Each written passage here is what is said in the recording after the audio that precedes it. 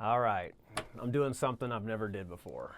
I'm gonna kind of share who I am. Not that you care, but maybe someone out there will. Especially if you're a creative or musician or a rapper or producer like I am. The question is, who is J J the Wicked One? And that's me.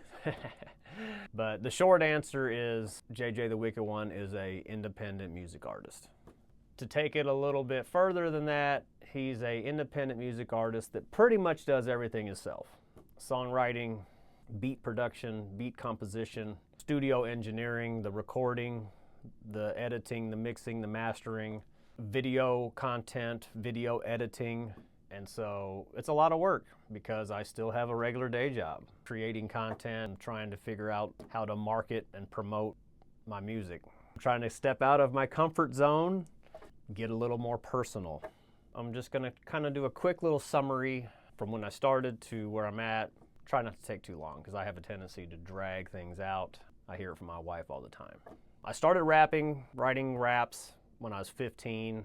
I started recording, me and my buddies was recording with a karaoke machine that had the dual cassettes. Yep, it was a long time ago. I am 46 years old now. Yep, I know a lot of you watching this are probably like, damn, this dude's old, why are you still doing this? Well, I'm doing it because it's my passion and I love to create, and there is no age limit on art. There should not be an age limit on art. But like I said, I started rapping when I was 15. I didn't have money for studio time. I didn't want to buy beats. To me, it just made more sense to save up money that I would have been spending, buy the equipment myself, learn how to use the equipment myself, be able to do things my way. But because of that, things took longer. I had a couple buddies that we were all in a rap group together. We did come out with a couple albums. As we continued to get older, we weren't hanging out as much.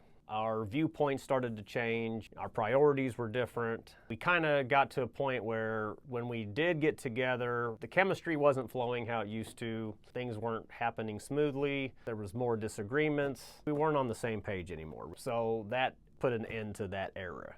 At that point in time, I was in my mid-30s. I kind of just took a break from music. It was a transitional period, and I didn't know how I wanted to proceed exactly. I was kind of like just unsure of what to do next. At the time, I wasn't necessarily gung-ho on trying to go solo. The thought of having to do every bit of the song and make more verses to a song seemed a little challenging. Up until this point, I just had to worry about my one verse, maybe the chorus, to write.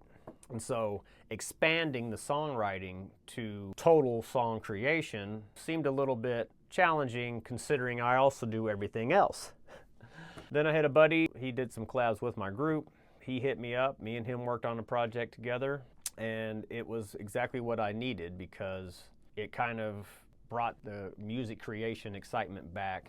And that kind of helped get the momentum moving a little bit more towards the solo stuff. But then my next hurdle was I was on the verge of turning 40, and so then that's when the outside narratives that we sometimes hear about when it comes to hip-hop music, being too old to still be a rapper, I was battling some of that in my own head because a bunch of people are going to be talking shit. Man, this dude's 40 and what's he doing still rapping? People I went to high school with, just anybody really for that matter. I was my own worst enemy for a little bit there. It did hold me back some from going after what I wanted to do. I let the concern of what other people was going to think about me restrict me and hold me back. And I finally got to the point where I said, enough's enough. I don't care what other people think. I still have the passion. I still have the drive to make music.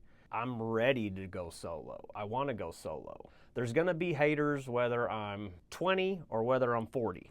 There's going to be haters, there's going to be doubters, there's going to be trolls, there's going to be shit talkers. That's just the nature of the beast. That's humanity in general, okay? Humans judge. Everybody has their right to their own opinion, but I have to do what means the most for me. My thing is, and this is what I told my wife too, I said, look, I don't want to be having regrets, be upset with myself for not trying. I don't want to have regrets that I didn't go for my freaking dream, man. Like, I'm going all in is what I told my wife. And I said, I just need your support. Obviously, I'm still working my full-time job because the bills need to be paid. But I do spend a lot of time after I'm home off of work, I'm in the studio. But I have to have that studio family time balance. I do have a daughter and I have my wife, and so, you know, finding that happy median is always kind of a challenge, but I think I've definitely got better at it. So 2020, I released my first solo song under the name J J Tha Wikid One. I had a buddy from work help me shoot the video. You know, I just used my iPhone. I'm gonna learn how to video edit. So 2020, I released the song called They Won't Know. I didn't really release much music in 2021, but then 2022 is when I started hitting things a lot harder, and that's whenever I really pushed the pedal down, started making this thing my priority. Trying to find ways to get your music discovered, try to build a fan base. You know, the world has changed a lot over all these years, and you know, you got the TikTok and all the short form content and reels and everything now. And I'm learning all this as I go. I'm following people who, you know, have did it. Yeah, man, I'm just trying to figure this crap out. I feel like I'm unique as a all-around artist, making my own beats. I kind of have my style, I have my sound, but I also experiment and I try to be versatile. If you listen to some of my songs, one song will be night and day different than the other song.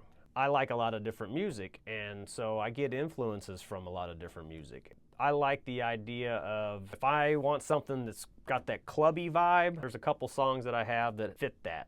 You want something darker, something more lyrical, I got songs that do that.